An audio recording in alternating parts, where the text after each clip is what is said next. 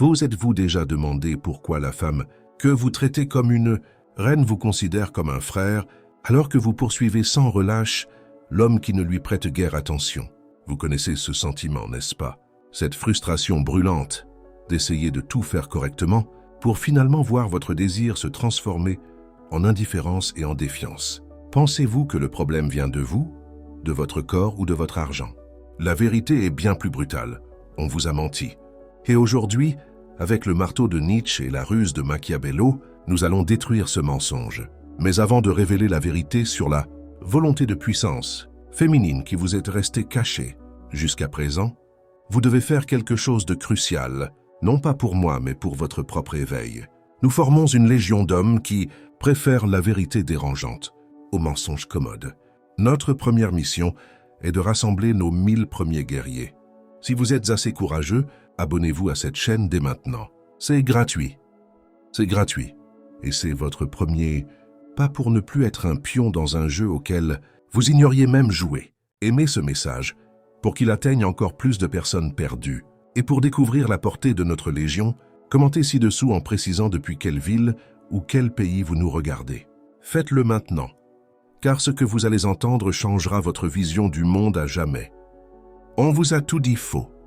Depuis l'enfance, la société vous a inculqué un mensonge réconfortant, un doux poison servi dans les contes de fées, les comédies romantiques et les conseils bien intentionnés de personnes qui n'ont jamais compris le jeu. Le mensonge est que votre gentillesse, votre disponibilité inconditionnelle et votre chevalerie seraient la clé d'or pour gagner le cœur et les désirs de la femme de vos rêves.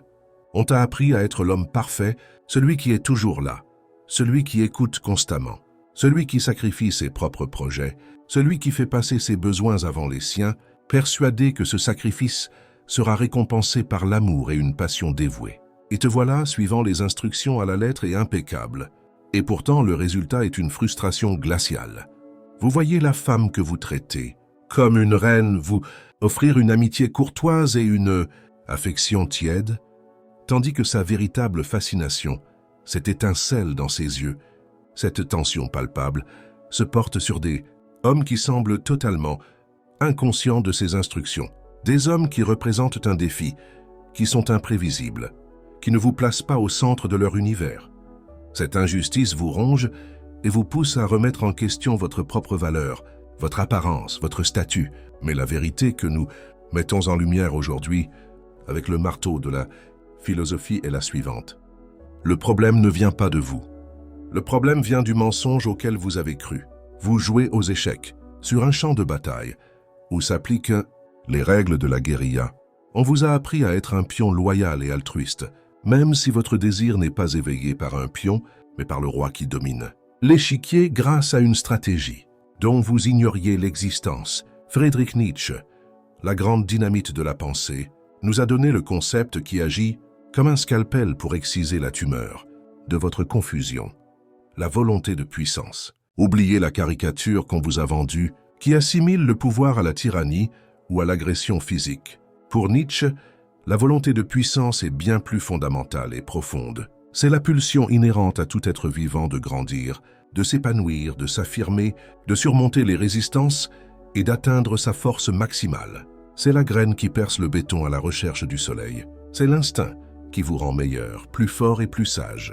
Et cette force motrice de l'univers, cette force vitale, n'a pas de genre. Ce n'est pas une prérogative masculine. Elle est mue comme vous, comme tout être vivant, par sa propre volonté de puissance. Lorsqu'on intériorise cette vérité, le paysage des relations humaines s'illumine d'une clarté terrifiante. L'amour n'est plus un simple échange d'affection, mais une danse complexe de force, une négociation constante de la volonté de puissance. Il ne cherche pas nécessairement un homme pour le soumettre. Son instinct primaire, développé au cours de millions d'années d'évolution, recherche plutôt une force qu'il puisse admirer, une force à laquelle il puisse s'allier pour renforcer la sienne. Une personne dépourvue de volonté de puissance, sans mission motrice, sans direction claire, sans désir de croissance, est instinctivement perçue comme un mauvais choix évolutif. Ce n'est pas un choix logique, mais une profonde aversion. La faiblesse, l'apathie et l'absence de volonté de puissance capable de surmonter le chaos sont l'opposé du désir. C'est là que la sagesse pragmatique et souvent redoutée de Niccolò Machiavello devient indispensable. Observateur infatigable de la nature humaine, Machiavello comprenait que le pouvoir ne disparaît jamais. Il ne fait que se transformer. Lorsqu'un individu ou un groupe se voit refuser l'accès au pouvoir direct et violent, à la force brute, à l'autorité formelle ou au contrôle des armées, il ne se résigne pas à son impuissance. Au contraire, elle maîtrise l'art du soft power, de l'influence, de la persuasion, de la suggestion et la capacité à façonner la volonté d'autrui sans donner le moindre ordre explicite. Historiquement, c'est dans ce domaine que la psyché féminine s'est façonnée, non pas par une inclination naturelle à la manipulation, mais par une brillante adaptation stratégique. Dans un monde qui leur refusait toute autre forme de pouvoir, ils devinrent les stratèges de l'espace silencieux, l'espace émotionnel des relations, où, conditionnés par la logique directe et la confrontation ouverte, un acte de pure douceur est perçu. Un stratège machiavélique verrait une manœuvre captivante là où se manifeste une certaine vulnérabilité. Il reconnaîtrait une tactique pour susciter l'empathie et affaiblir vos défenses. Si vous remarquez un simple changement d'humeur, il analyserait une possible retraite stratégique pour susciter en vous détresse et peur. Chaque geste n'est pas une conspiration, mais plutôt un élément d'un langage de pouvoir que vous avez ignoré. Vous entrez dans ce royaume émotionnel en le croyant un sanctuaire d'amour pur, alors qu'en réalité, c'est une cour remplie d'intrigues subtiles, et vous, sans en comprendre le langage, êtes destiné à être un pion dans le jeu des trônes de quelqu'un d'autre. Culture. La société moderne vous a inculqué une idée dangereuse et immature. La vulnérabilité est la clé de l'intimité. Elle vous encourage à vous ouvrir et à partager vos peurs les plus sombres et vos insécurités les plus profondes, avec la promesse que cela créera un lien indestructible. Et dans votre quête sincère de cette connexion, vous abandonnez tout le trésor de votre psyché. Vous ne réalisez peut-être pas que cette carte révèle également l'emplacement de tous vos pièges et vulnérabilités. Chaque fois que vous admettez une insécurité, vous ne la partagez pas seulement. Vous exposez un point faible sur lequel vous pouvez faire pression. Chaque fois que vous évoquez une blessure passée, vous pointez un point faible sur lequel vous pouvez faire pression pour générer de la culpabilité ou de l'obéissance. Dans la plupart des cas, ne considérez pas cela comme un plan malveillant et conscient. C'est un processus beaucoup plus instinctif et subtil. C'est le logiciel de survie sociale que nous possédons tous, et il est généralement davantage orienté vers les problèmes interpersonnels. On apprend presque inconsciemment à lire le manuel d'instruction. Ils savent quoi dire pour vous rassurer, mais aussi quoi dire pour vous déstabiliser. Ils savent exploiter votre besoin de reconnaissance pour obtenir ce qu'ils veulent. Votre vulnérabilité, que vous affichez sans jugement, n'est pas un don de confiance, mais une reddition de vos armes. Vous devenez un système prévisible, et donc vulnérable. La véritable force ne réside pas dans l'absence de vulnérabilité, mais dans le fait de les connaître si bien, et d'y avoir travaillé si dur que personne ne peut les utiliser comme une arme contre vous.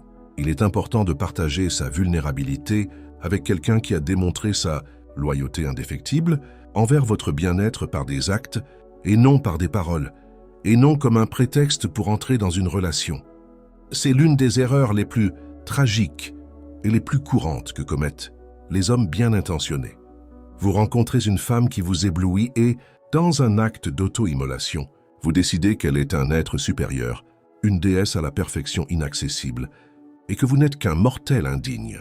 Vous commencez à lui construire un piédestal fait des briques de votre propre idéalisation et du ciment de votre faible estime de soi. Mais vous devez comprendre une chose fondamentale. Ce piédestal n'est pas un trône qui l'honore.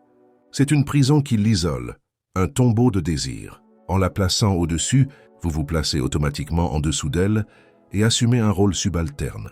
Elle crée une dynamique de pouvoir verticale et déséquilibrée, et cette asymétrie est le poison le plus puissant contre l'attirance sexuelle et le respect. Une vraie femme n'est pas attirée par un homme qui la vénère comme une divinité. C'est le devoir de ses fans, pas de son partenaire. Elle recherche un égal, un compagnon de route, un roi pour régner à ses côtés, et non un sujet qui surveille chacun de ses pas. Votre adoration, que vous considérez comme une preuve d'amour, est en réalité l'expression de votre propre insécurité. Vous dites Tu es parfait, donc je suis imparfait. J'ai besoin que tu te sentes valorisé. Machiavelli vous préviendrait, personne en position de pouvoir ne respecte quelqu'un qui se soumet volontairement. Au début, l'adoration peut gonfler l'ego, mais inévitablement, ce sentiment se transforme en ennui, puis en condescendance et finalement en profond mépris.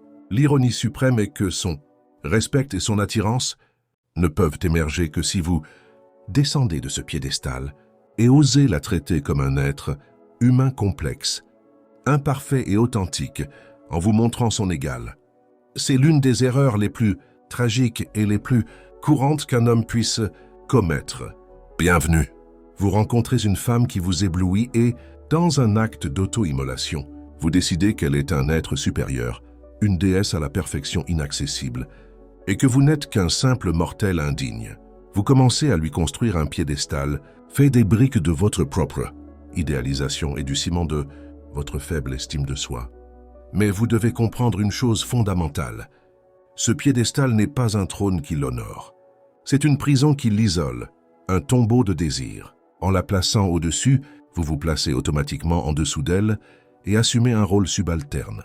Elle crée une dynamique de pouvoir verticale et déséquilibrée. Et cette asymétrie est le poison le plus puissant contre l'attirance sexuelle et le respect. Une vraie femme n'est pas attirée par un homme qui la vénère comme une divinité. C'est le devoir de ses admirateurs, pas de son partenaire.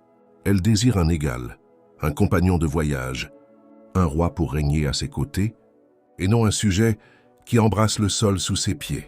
Votre adoration, que vous considérez comme une preuve d'amour, est en réalité l'expression de votre propre insécurité. Vous dites « Tu es parfait, donc je suis imparfait. J'ai besoin que tu te sentes valorisé. » Machiavelli vous préviendrait, personne en position de pouvoir ne respecte quelqu'un qui se soumet volontairement. Au début, l'adoration peut gonfler l'ego, mais inévitablement, ce sentiment se transforme en ennui, puis en condescendance et enfin en profond mépris. L'ironie suprême est que son respect et son attirance ne peuvent émerger que lorsque vous vous abaissez vous-même et osez la traiter comme un être humain complexe, imparfait et authentique, et être vous-même son égal. Voici une question qui exige une honnêteté cruelle. Regardez-vous dans le miroir le plus profond de votre être et répondez. L'aimez-vous ou appréciez-vous son approbation? Aspirez-vous à son essence unique? Ou êtes-vous accro à la dose d'estime de soi que son attention vous injecte directement? Nietzsche briserait votre autel romantique à coups de marteau pour vous? Dévoilez la dure vérité.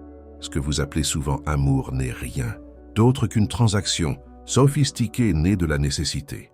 Vous n'offrez pas votre cœur par altruisme, vous le marchandez. Votre dévouement est le prix à payer, espérant qu'en retour, il comblera le vide existentiel que vous craignez d'affronter seul. Vous ne cherchez pas une partenaire avec qui partager une vie épanouie. Vous cherchez quelqu'un qui donne du sens à une vie vide. Vous devenez un mendiant émotionnel et elle sent instinctivement votre besoin. Sans le prévoir, elle devient votre source de validation. Elle vous donne juste ce qu'il faut pour vous accrocher et vous donner envie d'en avoir plus, mais jamais assez pour vous sentir pleinement épanoui et indépendant. Car un homme sûr de lui, un homme qui est la source de sa propre valeur, ne peut être contrôlé par la dépendance émotionnelle. Cette dynamique est une maladie silencieuse qui ronge les relations de l'intérieur, vous rendant faible, réactif et prévisible. Et celle qui ressent cette dépendance perd le respect pour vous. Et sans respect, l'admiration meurt. Et sans admiration, l'attirance s'évanouit comme un fantôme. Imaginez le monde émotionnel d'une femme comme un océan, vaste, profond, parcouru de courants puissants, capable de passer d'un calme serein à une tempête déchaînée en un instant. Ce n'est pas un défaut, mais plutôt une caractéristique, souvent étroitement liée aux hauts et aux bas émotionnels. C'est précisément parce que nous vivons dans cet océan que nous aspirons à être un roc, un phare inébranlable au cœur de la tempête. Être un roc ne signifie pas être froid, insensible ou réprimer ses émotions jusqu'à devenir une statue de pierre. Cela signifie avoir un contrôle absolu sur son propre état intérieur. Quand son monde sombre dans le chaos et la panique, vous maintenez un calme qui ramène l'ordre. Quand son esprit est embrumé par la confusion, Vous lui offrez une clarté pénétrante. Quand elle est dominée par ses propres émotions, vous êtes l'encre d'acier qui la maintient en sécurité et centrée. Un homme qui perd le contrôle pour des choses insignifiantes, qui réagit avec frénésie à un message différé, qui s'effondre au premier signe de conflit, qui crie à sa propre instabilité, lui dit « Ma paix dépend de toi et circonstances extérieures. Je ne suis pas maître de mon propre navire. » Rien ne détruit plus vite la perception de la force masculine que l'instabilité émotionnelle. En cultivant votre maîtrise de soi et en devenant cette présence calme et stable, vous démontrez non seulement une force immense, mais vous lui offrez aussi un cadeau inestimable, un refuge. Et dans le monde intrinsèquement chaotique dans lequel nous vivons, le sentiment de sécurité et de stabilité que procure un homme aux commandes est l'une des qualités les plus fascinantes et addictives.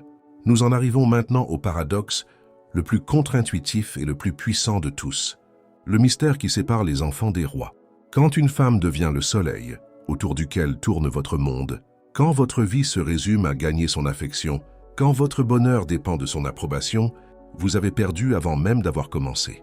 L'instinct féminin, à un niveau qui dépasse la logique, n'est pas attiré par le satellite qui gravite autour d'elle, mais par le soleil, qui possède son propre système solaire. Une attirance si forte qu'elle-même ressent le désir d'entrer dans son orbite. Un homme obsédé par une mission, un objectif qui le motive de l'intérieur, qu'il s'agisse de fonder une entreprise, de créer une œuvre d'art, d'atteindre le sommet de sa discipline ou de transformer son propre corps, dégage une énergie magnétique. Pourquoi? Parce que sa valeur ne se mesure pas à son approbation. Son bonheur est un projet intérieur. Sa vie était passionnante avant son arrivée et elle le restera après son départ. Cette indépendance n'est pas une façade, c'est la réalité qui transforme toute la structure du pouvoir. Elle s'y engage non par désespoir, mais par choix conscient. Et être choisi par un homme qui a son propre royaume et ses propres opportunités est infiniment plus exaltant pour elle que d'être la seule source d'eau dans le désert pour un homme dans le besoin. Machiavello l'a compris en politique. S'appuyer sur un seul allié est une faiblesse fatale. La force réside dans la diversification de ses sources de pouvoir et de valeur. D'abord, bâtissez votre empire, votre cercle social, votre santé, vos finances, votre raison d'être. Lorsqu'elle verra que vous n'avez pas besoin d'elle pour respirer, ironiquement, elle préférera partager votre air. Après avoir exposé ses mensonges et révélé la dure réalité, on pourrait croire que l'objectif est simplement d'apprendre de nouvelles tactiques pour mieux jouer. Mais c'est le piège ultime de la médiocrité. La véritable voie vers le meilleur joueur ne consiste pas à devenir un meilleur joueur, mais à devenir si conscient, si complet et si maître de soi que le jeu en devient insignifiant. Il s'agit de comprendre les règles, non pas pour manipuler plus habilement, mais pour s'immuniser contre la manipulation. Il s'agit de voir la matrice, non pas pour esquiver les balles avec plus d'élégance, mais pour pouvoir les arrêter, pour surmonter complètement le système de contrôle. La liberté ultime ne se trouve pas dans la conquête d'une femme, mais dans la conquête inconditionnelle de soi-même. Cela vient du développement d'une solide estime de soi qui ne rouille pas sous l'effet du manque de reconnaissance. Cela vient de la conviction profonde qu'une relation est le feu qui accompagne votre cheminement, et non sa destination finale. Lorsque vous atteignez cette souveraineté intérieure, un changement alchimique se produit. Vous cessez d'interagir à partir d'un état de manque et commencez à créer à partir d'un état d'abondance. Son intérêt pour une femme n'est plus la supplication d'un mendiant, mais l'invitation d'un roi. Et instinctivement, il perçoit cette énergie. Il sent que votre décision d'être avec elle ne naît pas de la solitude, mais d'une véritable préférence dans un océan de possibilités. Et cette décision, un choix souverain né de l'abondance, est l'aphrodisiaque ultime. L'amour cesse alors d'être une lutte ou une transaction pour devenir ce qu'il a toujours été censé être. La rencontre sacrée de deux univers entiers qui décident de créer ensemble une galaxie. C'est cela et rien d'autre. La victoire ultime. Voilà la vérité toute nue, offerte par Nietzsche et Machiavello. Si leurs efforts se sont heurtés à un mur d'indifférence, ce n'est pas par manque de courage, mais parce qu'ils ont offert leur mission lorsque le désir a répondu à la violence. Vous avez joué le rôle d'une figure loyale dans un jeu où seul le roi est respecté. Vous avez vu comment la volonté de puissance est le moteur silencieux des relations, comment votre vulnérabilité peut servir de guide et comment votre besoin de validation est la plus lourde chaîne que vous traîniez. Comprendre cela ne vous autorise pas à être cruel ou manipulateur. C'est votre plan de fuite. C'est un appel à cesser d'ériger des piédestaux pour les autres et, au contraire, à établir notre propre trône. L'objectif n'a jamais été de comprendre les femmes.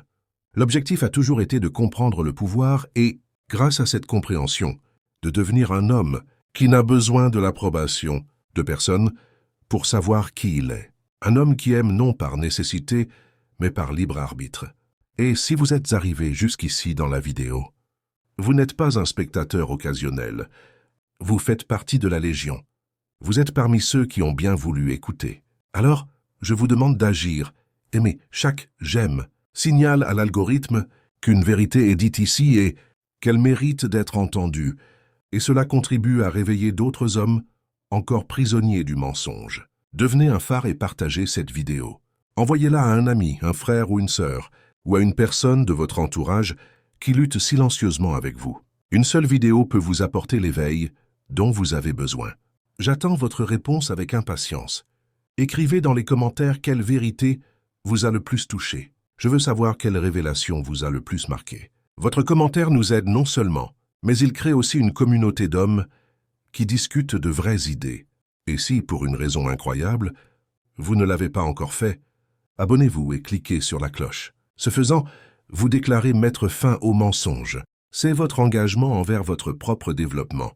N'oubliez pas, le monde ne s'incline pas devant les hommes de bien.